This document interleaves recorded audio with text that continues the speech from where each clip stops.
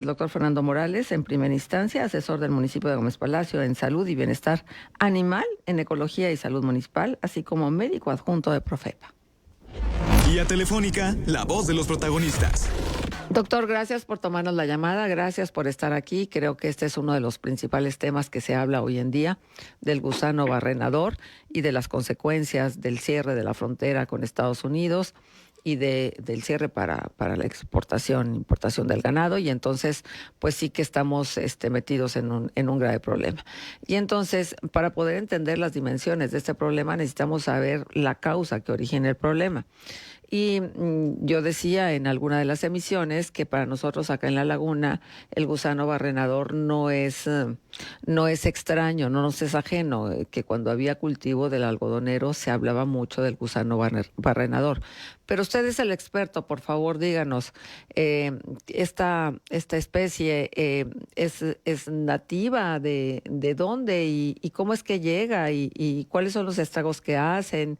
Ahora se habla de las fábricas de moscas y se habla de un montón de cosas que no se hicieron en su momento.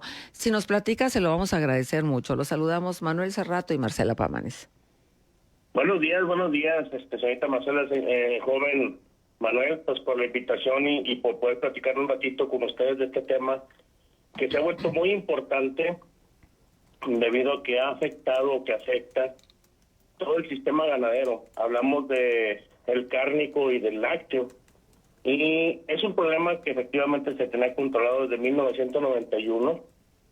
En México se había erradicado por las estrategias que hubo cuando se conjuntaron o se hicieron alianzas con Estados Unidos y con los países del Caribe para poderla eliminar. Esta enfermedad es una enfermedad que no es nativa de México. De hecho, inclusive el precursor o el agente que produce el problema le llaman la mosca del Nuevo Mundo, porque efectivamente hay un antecesor que es del Viejo Mundo, que es de allá por Europa, y viene el del Nuevo Mundo, esta variación. Y esta mosca, pues bueno, su particularidad es que se alimenta de tejido vivo. Entonces, inclusive en su mismo nombre, pues llama omnivora, habla acerca de que come tejido vivo. Y ese pues causa problemas en la piel, en el cuerpo, en el músculo de lo que son sus huéspedes. Una de las cosas importantes es que la característica principal de esto es que va formando cráteres en los músculos, y estos cráteres terminan dañando tanto el tejido que puede producir muerte de los animales. Y en este caso, ¿por qué se ha convertido en algo tan importante aparte del sistema ganadero? Porque ahora, aparte de afectar al ganado, afecta a las mascotas como perros, gatos, algunos reptiles y sobre todo al humano. Se ha convertido ya en una zoonosis.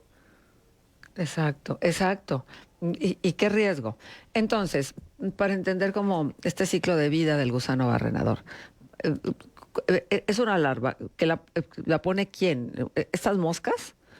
Sí, la larva se la pone la mosca en heridas pequeñas que pueden ser producidas. Por eso es el riesgo más grave, porque puede ser desde una picadura de un mosco esa herida hasta una herida lacerante que tenga, en este caso, los humanos. Por decir, en el ganado hay cosas que usamos para manejo, como lo son descornar, quitarle los cuernos o castrarlos. En esas heridas es donde se aprovecha la mosca, va y deposita sus larvas. En 12-24 horas eclosionan, que quiere decir que nacen las larvas, y de ahí se alimentan de 4 a 8 días del tejido vivo. Entonces, en cualquier herida y orificios naturales, hablamos de la vulva, hablamos del recto, se puede estar proliferando los gusanos. Uh-huh. Ahora, esta presencia del gusano barrenador es en el sur, en los estados del sur. Acá en el norte se ha detectado, ¿hay algún control sanitario para evitar que se propague? El principal problema es allá en los estados del sur como Tuxtla, Oaxaca, Guerrero, Quintana Roo. ¿Por qué? Por la introducción de ganado de Centroamérica. Al haber poca vigilancia adecuada. Y realmente el problema es el tráfico ilegal de ganado que se dio en aquellos rumbos. El problema es que el paso hacia el norte provoca, o el miedo que tiene, por decir, el país vecino, es que al momento de la movilización del ganado se pueda propiciar o que se pueda propagar más la enfermedad y llegar a Estados Unidos. Entonces, muchas de estas situaciones se dan debido a la falta de control que hubo en aquellos estados, y que ahora los mayores casos, que son aproximadamente como registrados 897 aproximadamente casos de ganado infestado o infectado con gusano barrenador. Y bueno, los casos de humanos que ya tenemos en México como zoonosis, pues los tenemos ahí en Chiapas. Una señora de 77 años fue el primer caso, y ahora hay una persona, un hombre de 50 años que también es portador del gusano barrenador. Ahora, doctor, esta técnica que se ha utilizado de la mosca estéril para controlar la plaga, por ahí las autoridades mexicanas pues han dicho que han solicitado a Estados Unidos desde hace como 6 meses que se reabra una planta de producción de la mosca estéril, pero que no ha habido respuesta de parte del gobierno estadounidense. ¿Cómo funciona esta técnica para controlar la plaga del gusano barrenador con esta mosca estéril? Bueno, en aquel tiempo, en 1991-93, que se hace esta estrategia, se detecta que creando moscas, en este caso machos, que se pudieran reproducir con las hembras en su ciclo reproductivo, pero al utilizar una técnica de radiación, estas moscas en una etapa larvaria pasan por radiación. Uh-huh. ¿Para qué? Para que en el momento de que nazcan estériles. Okay. Entonces, esto se daba en una planta que teníamos por allá en Tuxtla. Uh-huh. Pero cuando se termine ese control y se erradica, que se marca zona libre México, en el 2013 con Peña Nieto se cierra esa planta. Se cierra esa planta porque pues ya no era necesaria. Uh-huh. El problema que existe ahorita es que se está importando desde Panamá la mosca estéril para que ya no se siga reproduciendo el agente causal, que en este caso es la mosca de gusano barrenador, y por eso se pide que una de las estrategias más agresivas o más efectivas que ha existido es la implementación de la mosca estéril para controlar la reproducción de esta misma y que vaya disminuyendo el problema. Uh-huh. Como ustedes saben, revisar todo el ganado es un trabajal. Sí, cómo no. Es bien complicado que puedan determinar en tantos ranchos, en tanto ganado, que es la estrategia que está utilizando ahorita el secretario de Agricultura, que ya anunció que, pues bueno, van a hacer una campaña exhaustiva en todas las fronteras del sur, pero por decir, en el caso de la Unión Ganadera o los ganaderos del sector norte, pues se pide que se cierren las fronteras a lo que son los países de Centroamérica, en este caso para la importación de ganado. Y esto, bueno, es una de las estrategias que puede ayudar a disminuir el problema en lo que se vuelve a utilizar la estrategia de erradicación. Uh-huh. Ahora, se ha documentado que hay presencia del gusano barrenador en 6 estados del país ahora mismo, ¿no? Sobre todo, bueno, pues esto que ya nos comentaba usted de los casos de personas afectadas por el gusano. ¿Qué tanta probabilidad habría de que se propagara a otras zonas del territorio nacional? Bueno, como ustedes saben, ahorita algunas estipulaciones de Estados Unidos, sobre todo para el traslado, ya no nada más de ganado, que ya hablamos de eso ahorita. Ahora hablamos de las mascotas que viajan con sus dueños y que desgraciadamente hay gente descuidada que no se da cuenta que dentro del pelito o la forma en la que está el pelo del animalito puede ir la larva, y no se dan cuenta hasta que ya sucede la situación. Entonces Estados Unidos emite una un requerimiento nuevo en el cual todas las mascotas que vayan a trasladarse hacia Estados Unidos necesitan un papel especial que no cualquier profesional de la salud animal lo puede expedir. Los médicos que estamos en ese programa, que estamos adscritos a ese programa, tuvimos que pasar por la capacitación del gusano barrenador, aunque no nos dediquemos enteramente al ganado ni de engorda ni de leche. Ujú. Entonces, ¿por qué? Porque las mismas mascotas eran portadoras de esta situación y sucedieron casos en los cuales se detectaron y se tuvieron que hacer algunas estrategias. Al día de hoy, en la comarca lagunera existimos seis médicos veterinarios que estamos capacitados para poder expedir ese documento. ¿A qué vamos con esto? Que nosotros somos un paso de muchos turistas. Y en este caso una de las ciudades privilegiadas que van y visitan son Quintana Roo, Tuxtla, Oaxaca. Y entonces al momento de pasar, esa es la situación del riesgo latente en el cual efectivamente nosotros podemos ser, como somos paso transnacional, acreedores a que podamos ser afectados con esta situación del gusano barrenador. Ujú. Ok. Bueno, y en esta historia, ¿qué sigue, doctor? ¿Cuáles son las medidas preventivas que se están tomando en la laguna de Durango, en la laguna de Coahuila tal vez? ¿Hay algunas acciones precisas que estén ejecutándose?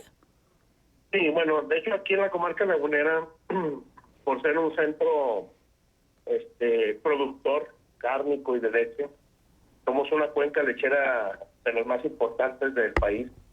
Se ha tomado la decisión de hacer importación o el traslado o movilización de ganado del sur y el centro hacia territorio del norte. Las prácticas que se han tenido con autoridades es que las estrategias son campañas exhaustivas de revisión del ganado que ya se tiene para evitar que algún caso que esté por ahí no sea reportado. La otra es la estrategia del reporte obligatorio por parte de profesionales de la salud pública animal, que son médicos veterinarios que atienden los hatos lecheros, los de vacas y sobre todo ahora los de las clínicas de pequeñas mascotas, clínicas veterinarias y hospitales. ¿Por qué? Porque esto nos va a llevar a cabo a darnos un panorama general acerca de la situación que estamos todavía libres. Podemos decir que el norte, ahorita nosotros aquí en la comarca lagunera, no hemos presentado un caso de gusano barrenador, pero no nos exime por lo que ya hablábamos antes, de que al momento de ser un paso nacional de turistas, podamos ser acreedores a una situación de esta. Entonces, más allá de eso, incentivar a la gente, sobre todo los dueños de mascotas ahora, que si ven algún animalito que tiene alguna situación con gusanos en su cuerpo, en alguna herida, heridas infectadas, que se pueda ver alguna larva, inmediatamente llevarlo al médico veterinario para que se emita la revisión, el diagnóstico, y si es así, bueno, emitir el reporte directamente hacia la SIC. Ajá. Doctor, nada más una pregunta. Digo, es que se me hace muy difícil que si están de manera interna los gusanos o cualquier dueño de mascota pueda darse cuenta. ¿Hay algún síntoma, alguna situación en particular que se empiece a manifestar de manera temprana? Sí, miren, normalmente las heridas que dejan o que se van procreando con este tipo de bichos, en este caso las larvas, es una herida bastante fuerte, putrefacta. ¿Por qué? Porque se come el tejido que está circundante. Son heridas lacerativas, ulcerativas. O sea, quiere decir que se ven rojas, se ven negras, huelen muy mal. En este caso los animales tienden a sentir dolor en esas áreas y molestia, y se enojan y muerden. ¿Por qué? Porque es un dolor incesante que no se calma con pastillas. Entonces, una de las cosas es que ustedes van a encontrar una actitud de los animalitos que cambian su actitud normal. A veces se separan de la gente, o sea, se quedan en un rincón cuando se sienten mal. Algunos de ellos tienden a soltar sangre, que son por las heridas que provoca este mismo bicho. Y en su dado caso muy grave, bueno, pues van a encontrar un animal que ya trae diarreas o trae vómitos por las infecciones al momento de lamerse. Entonces, las heridas más bien son visuales, los síntomas sí no son más visuales, dejan de comer los animales, dejan de tomar agua, o sea, todos esos signos. Por eso es que pedimos que la gente esté más alerta. Nosotros, como dueños, responsables o tenedores de las mascotas, sabemos cuando un animalito no está bien, porque nosotros lo vemos todos los días. Claro, existe el descuido. Hay gente que también en su vida atiende un animal y cuando los lleva a las clínicas, ya van con el pelo grandísimo, sucio, y que hemos encontrado, gracias a Dios, hemos encontrado heridas que no son de miasis, que no son de gusano gobernador, pero miasis de las otras, o sea, normales, que se tienen que atender al momento de rapar y quitar todo el pelaje que tiene. Uh-huh. Y en el caso, doctor, de cuando afecta a humanos, ¿cuáles son las complicaciones que se pueden presentar y qué tan pernicioso es? O sea, ¿es mortal una infección por gusano barrenador o lo que desencadena o se puede la persona recuperar? Sí, de hecho, bueno, en el caso de los humanos, que se ha visto algo más grave es porque no se atienden como deben de atenderse las heridas. En este caso todavía trabajamos un poquito con la cultura. En el caso de que se atiende de esta manera y aquí en mi pueblo lo hacemos así, y es donde se puede complicar. El problema de inclusive hay gente que accidentalmente ingirió, no sé cómo, pero ingirió gusano de vía oral en alguna situación y no se ha detectado que no causa ninguna toxicidad ni tiene ningún veneno que pueda causar un problema interno, pero al momento de tener una herida y trabajar con este tipo de mascotas, animales, lo que sucede es que también se depositan los huevecillos, no se atiende, se hace más grande la herida, se hace la profundidad y puede afectar tanto ligamentos como musculatura, y si no se atiende de manera adecuada y no se administra un tratamiento adecuado, sí puede llegar a provocar unas infecciones tan fuertes que pueden provocar la muerte. Ajá. Ya se empieza a hablar una vez más de la famosa ivermectina, que se popularizó mucho durante la epidemia del COVID-19. Y entonces la gente dice, tómatela, no importa, te previene. ¿Hay alguna relación fidedigna de esto? Bueno, la realidad es que el estudio de la ivermectina son medicamentos que se emplean para otro tipo de situaciones en las cuales se vuelve tan famosa por el día a día, el usos y costumbres, que la gente interpreta que estos medicamentos son para muchas enfermedades. En este caso, la ivermectina, en el caso del gusano barrenador, el efecto no es para este tipo de parásitos. Entonces, lo que hay que buscar es las nuevas familias de piretroides, de productos que puedan ayudarnos a controlar los ciclos, pero sobre todo lo esencial en este problema es el abordar el área directa. Hay que acordarse que la ivermectina, igual que muchos medicamentos, tienen que ser controlados, y el problema de utilizarlos de una manera desmedida y sin control puede provocar problemas muy fuertes. Inclusive hay personas que nunca deben de recibir ivermectina porque las vías de filtración y excreción son renales y hepáticas. Uh-huh. Entonces, un problema renal con ivermectina, pues ahí les encargo. Claro. ¿Alguna recomendación en particular, doctor? Digo, se supone que la frontera estará cerrada 15 días a partir del anuncio. ¿Este es el tiempo suficiente como para hacer el control del gusano barrenador? La realidad es que esta estrategia de los 15 días que anunció el secretario de Agricultura es a petición de Estados Unidos de cerrar 15 días esta situación de la frontera, nada más para subsanar algunos puntos, algunas peticiones que hace Estados Unidos al gobierno de México. Esto es un problema que se ocupa mucho más de 15 días. No es tan fácil y es algo en el que se tiene que trabajar desde autoridades estatales, municipales, personales, para poder abordar el problema de una manera integral. Y la verdad, de manera personal, creo que los 15 días nada más es para darle solución a algunas situaciones de ellos, pero se tiene que trabajar inmediatamente sobre el problema central que sería la invasión de la mosca estéril para el control de la población de estos. Muy bien. Pues muy completa la información, doctor. Le agradecemos muchísimo que nos haya tomado la llamada y que nos haya dado pues más elementos como para poder dimensionar el problema que representa el gusano barrenador en el ganado de nuestro país. Muchísimas gracias.